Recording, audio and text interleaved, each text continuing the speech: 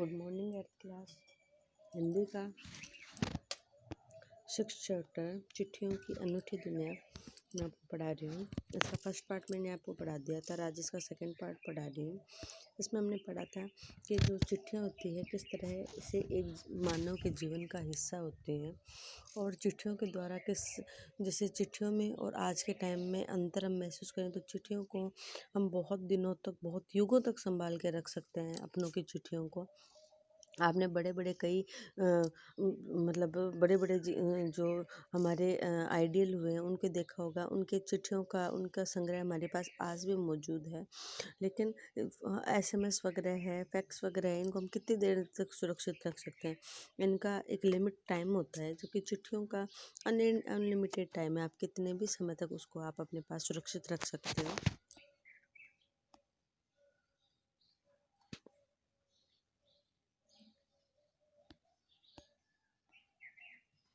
महात्मा गांधी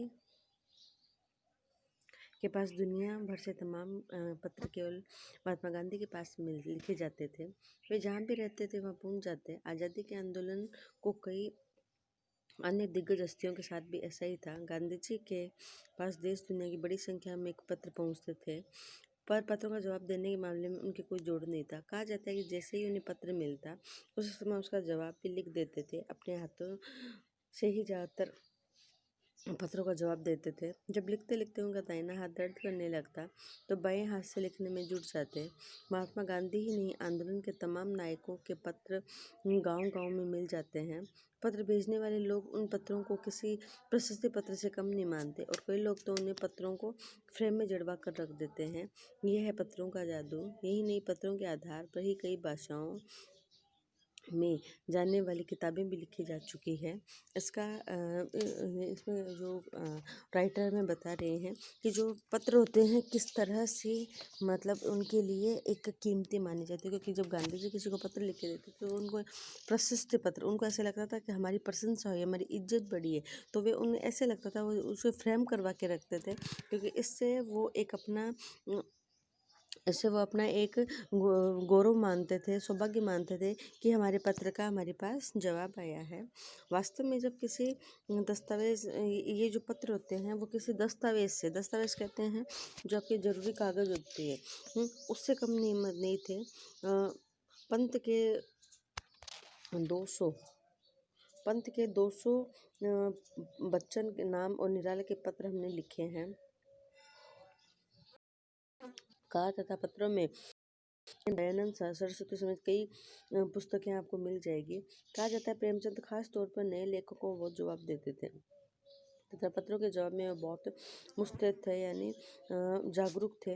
इस प्रकार नेहरू और गांधी के लिखे हुए, रविंद्रनाथ के लिखे हुए प्रेरक भी बहुत प्रेरक है। गांधी और कवि के नाम से महात्मा और कवि के नाम से विख्यात महात्मा गांधी और रविंद्रनाथ टैगोर के बीच सन 1915 और 1941 के बीच पत्राचार का संग्रह प्रकाशित हुआ, जिसमें बहुत से तथ्यों और उनकी मनोदशा का लेखा जोखा मिलता है। पत्र व्यवहार की परंपरा भारत में बहुत पुरानी है, पर इसका असली विकास आज़ादी के बाद हुआ, जिसमें तमाम सरकारी विभागों की तुलना में सबसे ज़्यादा गुडविल डाक विभाग है। इसकी खास वजह ये थी कि ये लोगों को जोड़ने का काम करते थे। ये मतलब क्या करते थे कि पहले भी बहुत सा पत्राचार होता था, सब अपने मन के बातों को एक दूसरे के, जो बड़े बड़े नेता थे वे अपने बातों को एक जगह संग्रहित कर लेते थे ताकि आने वाली पीढ़ी को एक खजाने के रूप में मिल सके। इसमें इन्होंने जैसे बताया कि जो मतलब सब इसमें हर व्यक्ति अपने एक्सपीरियंस को भी शेयर करता था ताकि लोगों को उनके बारे में जानने का मौका मिल सके। पत्र में मतलब हर जगह पत्रों का बहुत विकास हुआ, लेकिन भारत में इसका विकास ज़्यादा कब हुआ था? इसका असली विकास आज़ादी के बाद हुआ था, जिसमें अनेक सरकारी विभागों की तुलना में सबसे ज़्यादा गुडविल डाक विभाग को मिलती है। इसकी एक खास वजह यह थी कि ये लोगों को जोड़ने का काम करता। घर घर इसकी पहुंच है। संचार के तमाम अनेक साधनों में भी चिट्ठी पत्र की हैसियत आज भी बरकरार है। इसमें संचार के माध्यम से अन्य उन्नत साधनों का विकास चिट्ठी माध्यम की बरकरार है। शहरी इलाकों में आलीशान हवेलियाँ भी हैं, फिर झोपड़पट्टियों में रह रहे लोग, दुर्गम जंगलों में घिरे गांव, या फिर बर्फबारी के बीच जो पहाड़ों के लोग,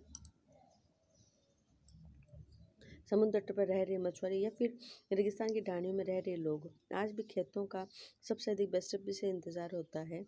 एक दो नहीं, करोड़ों लोग खेती और अन्य सेवाओं के लिए रोज भारतीय डाकघर के दरवाजे तक पहुंचते हैं, और इसकी बहुआयामी भूमिका नजर आ रही है।